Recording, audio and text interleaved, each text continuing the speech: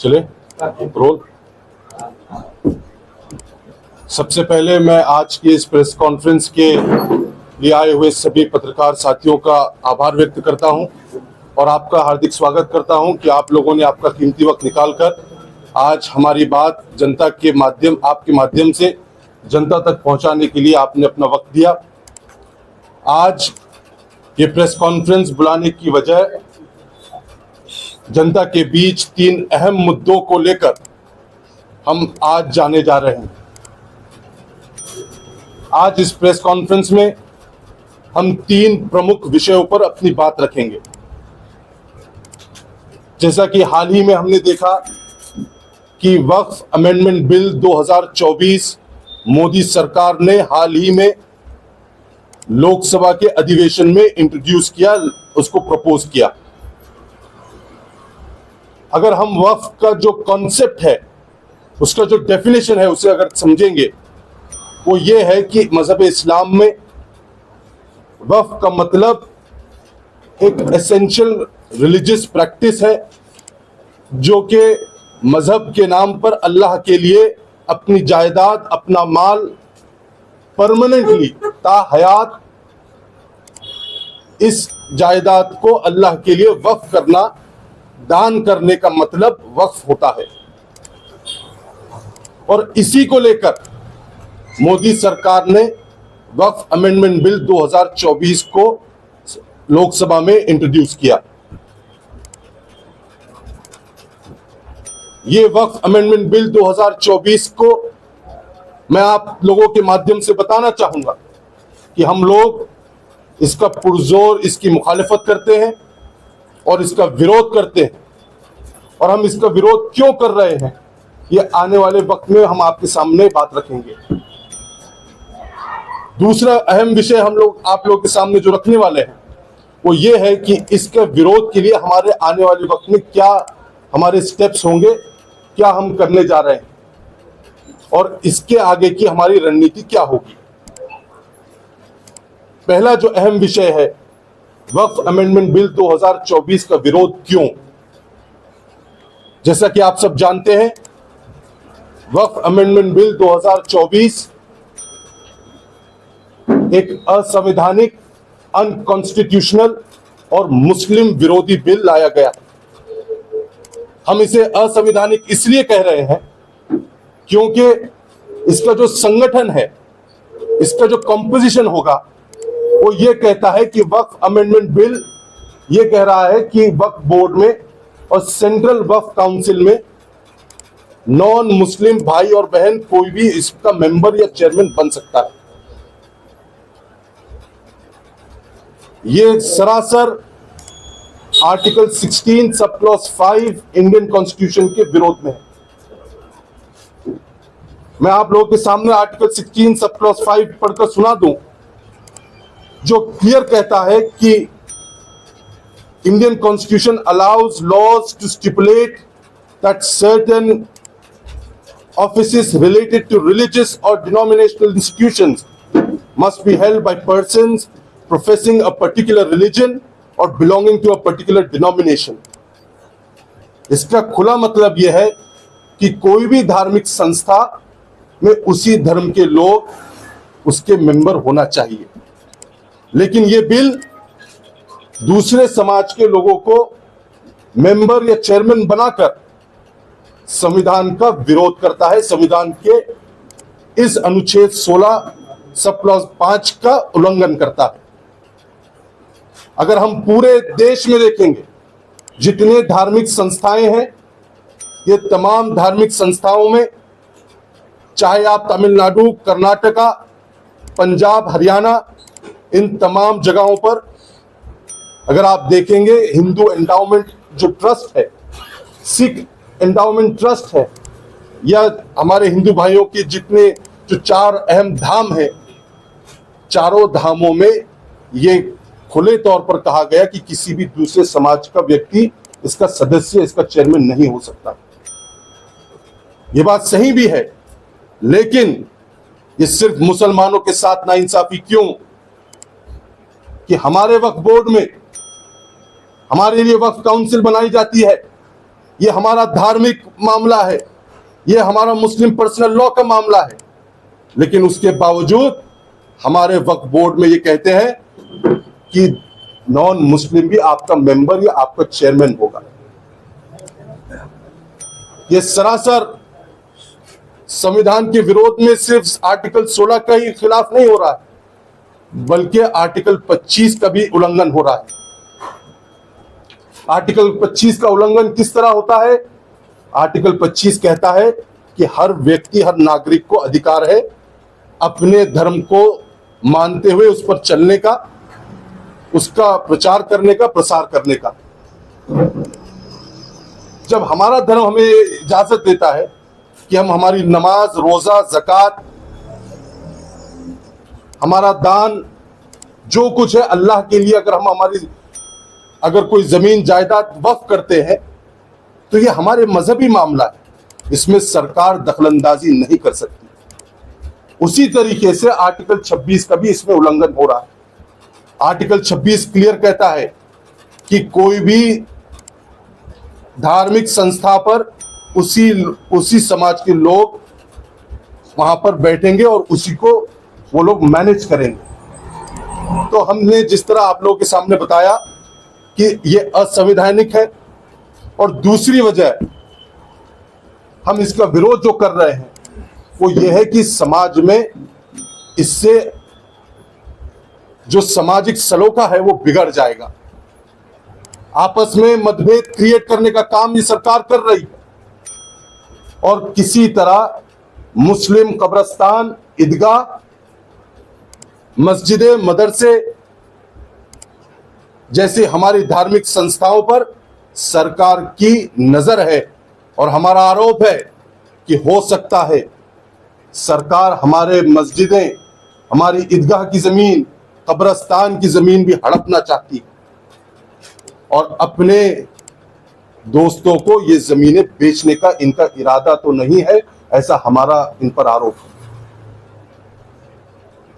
इसी के साथ साथ हमारा जो तीसरा कारण है इसका विरोध का, वो ये है कि सरकार कलेक्टर को ज्यादा पावर देती है इस बिल के माध्यम से, और कलेक्टर को अधिकार होगा कि मुसलमानों की वक्फ की जायदाद मुसलमानों की है, वक्फ की है या नहीं है, ये डिसाइड करने का अधिकार वक्फ ट्राइब्यूनल को कम कर ये कलेक्टर को देने का काम कर रहे हैं।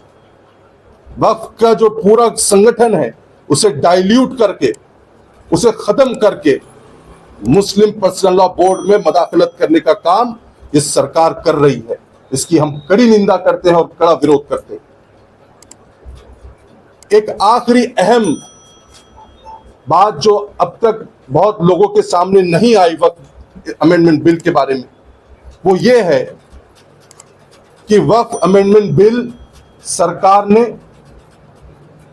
जब कोई भी लीगल डिस्प्यूट खड़ी होती है तो उसे एक टाइम फ्रेम रहता है आपको कोर्ट में जाने का, 3 साल के अंदर, 6 महीने के अंदर, 12 साल के अंदर, 9 साल के अंदर।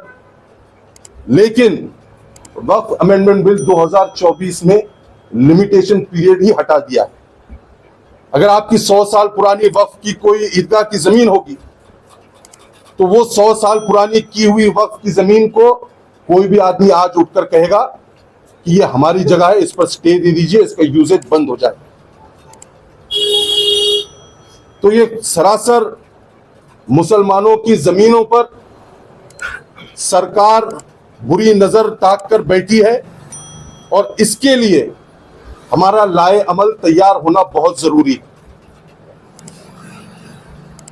हम आप लोगों के माध्यम से अवाम से अपील कर रहे हैं कि आप सब खास तौर से इस वक्फ अमेंडमेंट बिल 2024 का विरोध करिए, और इसका विरोध करने के लिए अलग अलग माध्यम है। सरकार ने 30 अगस्त 2024 को एक नोटिफिकेशन निकाला, एक एडवर्टीजमेंट निकाला, जिसमें उन्होंने पूरे क्लियर एक सजेशन मांगे, ऑब्जेक्शन मंगवाए। लेकिन अफसोस की बात यह है कि ऑब्जेक्शन की तादाद बहुत कम है। आज ये पत्रकार परिषद बुलाने का मकसद यह है कि हम किसी भी तरह बेदारी पैदा कर सके और अवाम में इसका विरोध, इसका ऑब्जेक्शन होना चाहिए, इसकी अपील हम अवाम से कर रहे हैं। और ये अपील सिर्फ मुसलमानों से नहीं है, बल्कि हर समाज से है। क्रिश्चियन समाज से, दलित समाज से, सिख भाइयों से, हमारे हिंदू भाइयों से, हर समाज से हम अपील कर रहे हैं कि वक्फ अमेंडमेंट बिल 2024 का आप विरोध करिए।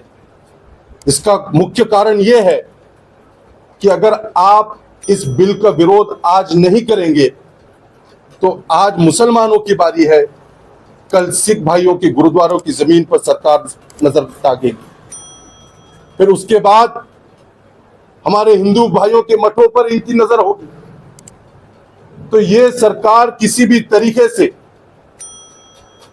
हिटलर शाही के रास्ते पर है और ये चाहते हैं कि धार्मिक संस्थाओं की जो जमीनें हैं उसे रेगुलेट कर उस पर कब्जा कर ले और अपने दोस्तों को इसे प्राइवेटाइज कर बेच दे। तो ये चीज को रोकने के लिए हम सबको चाहिए कि हम वक्फ अमेंडमेंट बिल 2024 का विरोध करें और ऑब्जेक्शन ज्यादा से ज्यादा फाइल करें। जैसा कि हम देख रहे हैं, मैं आप लोगों को बताना चाहूंगा आप लोगों के माध्यम से कि एक पोर्टल बनाया गया है जिस पोर्टल का नाम वक्फ बिल 2024 है। मैं आपको इसे किस तरह ऑपरेट करते हैं मैं आपके सभी व्यूअर्स को बताना चाहूंगा कि देखिए, आप इस पर वक्फ WAQFBILL2024 टाइप करिए और इस वेबसाइट पर जाइए। इस वेबसाइट पर आपको सिर्फ अपना नाम दर्ज करना है। पूरा टेम्पलेट लोगों ने तैयार कर रखा है। अपना नाम दर्ज करने के बाद सेंड ईमेल करिए और जब आप सेंड ईमेल के टैब को खोलेंगे तो आपको ईमेल डायरेक्ट बताएगा जॉइंट पार्लियामेंट्री कमेटी सांसद के इस ईमेल पर आपको अपना ईमेल, अपना ऑब्जेक्शन दर्ज करना है। और इस पोर्टल का ज्यादा से ज्यादा इस्तेमाल हम सबको करने की जरूरत है और अपना ऑब्जेक्शन आपको सेंड बटन दबाकर यहां पर दर्ज करना पड़ेगा। और ये जब आप करेंगे, जिस तरह आपने लोकसभा इलेक्शन में हमने देखा कि हिंदुस्तान की जनता ने मोदी सरकार को कमजोर किया और अपोजिशन को मजबूत करने का काम किया। और यही वजह है कि जब लोकसभा में यह विधेयक सामने आया तो अपोजिशन स्ट्रांग था, इसीलिए उसकी कड़ी निंदा हुई, उस पर डिबेट हुई और इंडिया अलायंस के जितने सांसदों ने इसका विरोध जो पुरजोर आक्रामकता के साथ किया, इसीलिए ये जॉइंट पार्लियामेंट्री कमेटी को इसे रिव्यू के लिए भेजा गया। अगर अपोजिशन कमजोर होता तो जिस तरह पुराने अब तक बिल मोदी सरकार ने 10 साल में निकाले, शायद ये भी काला कानून पास हो जाता। इसीलिए मैं हिंदुस्तान में जो इंडिया अलायंस के तमाम घटक दल हैं, तमाम लोगों का शुक्रिया अदा करता हूं, उनका आभार व्यक्त करता हूं कि उन्होंने इस विधेयक का, इस बिल का आक्रामकता के साथ विरोध किया। इसी के साथ साथ आप लोगों को मैं बताता चलूं कि हमारी बातचीत जितने स्टेक होल्डर्स हैं, लॉयर्स की टीम, समाज के हमारे जितने जिम्मेदारान हैं, उनसे बातचीत हो रही है और आने वाले वक्त में हमारी उम्मीद है कि जॉइंट पार्लियामेंट्री कमेटी जो पार्लियामेंट की रहेगी वो आने वाले वक्त में इस बिल को विड्रॉ करवाएगी सरकार से। और यदि ये बिल विड्रॉ नहीं होता है, यदि ये बिल विड्रॉ नहीं होता है तो हम देखेंगे अपनी स्ट्रैटेजी कुछ इस तरह होगी कि हम सबसे मशवरा कर खास तौर से all India Muslim personal law board के जिम्मेदारान से रहनुमाई लेकर मैंने ये तय किया हूं, अगर ये बिल पास होता है गलती से तो इसके लिए सुप्रीम कोर्ट जाने की भी मेरी खुद की तैयारी रहेगी। और मुझे उम्मीद है इंशाअल्लाह कि संवैधानिक प्रावधान के माध्यम से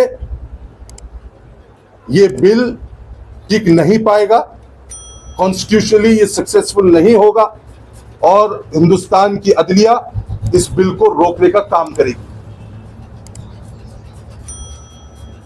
मैं आप लोगों को आखिरी में बताता चलूं कि बहुत जल्द हम दिल्ली का दौरा निकालने वाले हैं और दिल्ली जाकर जितने सेकुलर जहन के लीडरान, चाहे वो राहुल गांधी जी हो, खरगे साहब हो, शरद पवार साहब हो और खास तौर से चंद्रबाबू नायडू साहब, नीतीश कुमार जी और जितने प्रमुख घटक दल हैं, इन लोगों के पास जाकर हम इनसे अपील करेंगे कि आप लोग, अखिलेश यादव साहब हो, तेजस्वी भाई हो, चिराग पासवान जी हो, ममता बनर्जी जी हो, जो कोई भी सेकुलरिज्म में विश्वास रखता है, उनके पास हम जाएंगे और उनसे अपील करेंगे कि वक्फ अमेंडमेंट बिल किसी भी तरह पास नहीं होना चाहिए, क्योंकि ये सिर्फ मुसलमानों का मसला नहीं है, ये हर समाज का आने वाले भविष्य में मसला बनेगा।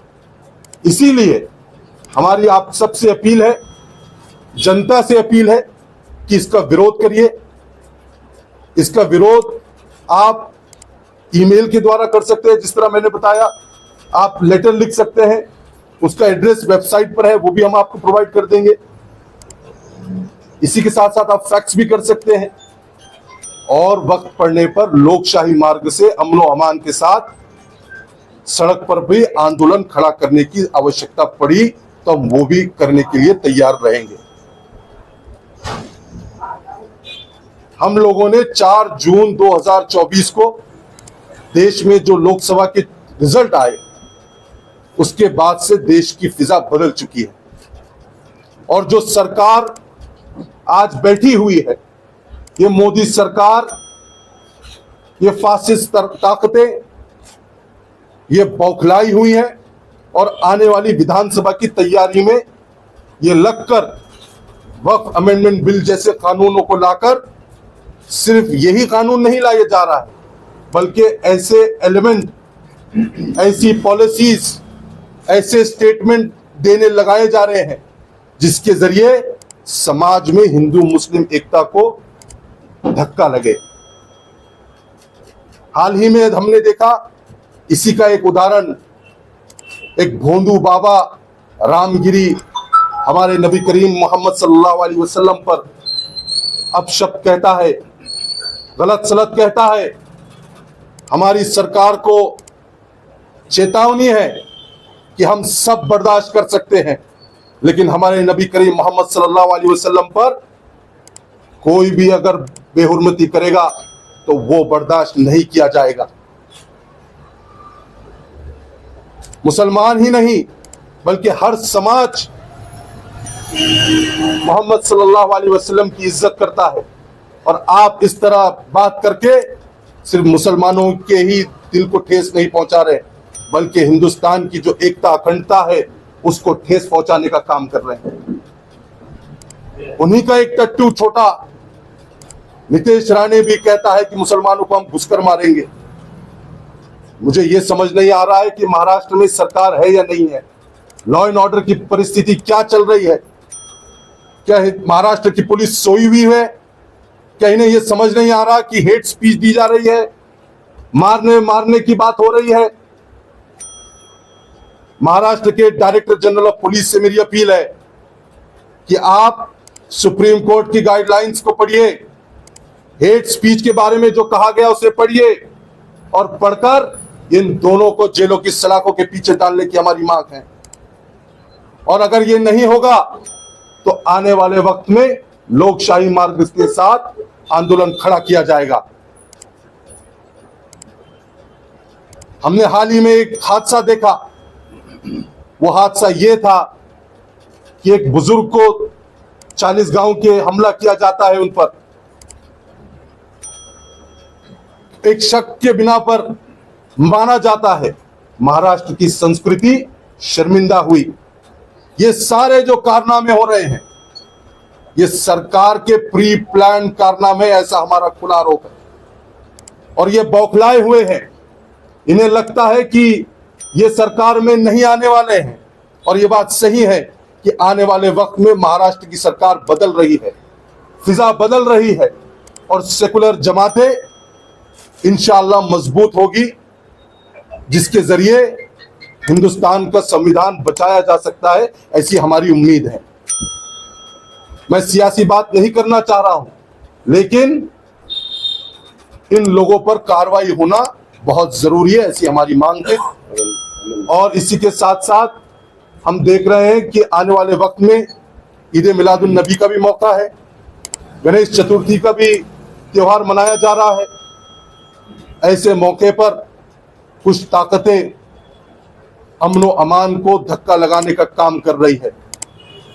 हम सबको चाहिए, मैं नौजवानों से खास तौर से अपील करूंगा कि आप किसी भी बहकावे में ना आए, किसी के भी भड़काने में ना जाएं। हमें अमन व अमान महाराष्ट्र में बरकरार रखने की जरूरत है, और किसी भी समाज को चाहिए कि हम मोहब्बत और खुलूस के साथ किस तरह रह सकते हैं, इसके ऊपर काम हो, क्योंकि हमारी गंगा जमनी तहजीब सिर्फ बोलने के लिए नहीं है। मैं आपको एक छोटा सा वाकया बताकर अपनी बात खत्म करूंगा कि जब हिंदुस्तान की आजादी के वक्त अंग्रेजों ने महात्मा गांधी को अहमदाबाद की जेल में जब उन्हें नजरबंद किया, कैद किया, तो उसी जेल में मौलाना मोहम्मद अली जौहर भी थे।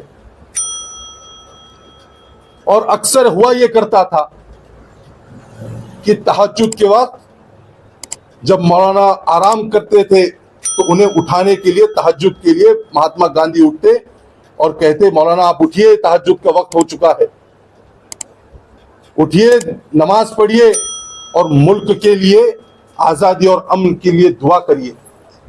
तो ये मैसेज, ये हिंदू मुस्लिम सिख ईसाई हम सब है भाई भाई वाला मैसेज हमको आम करने की जरूरत है।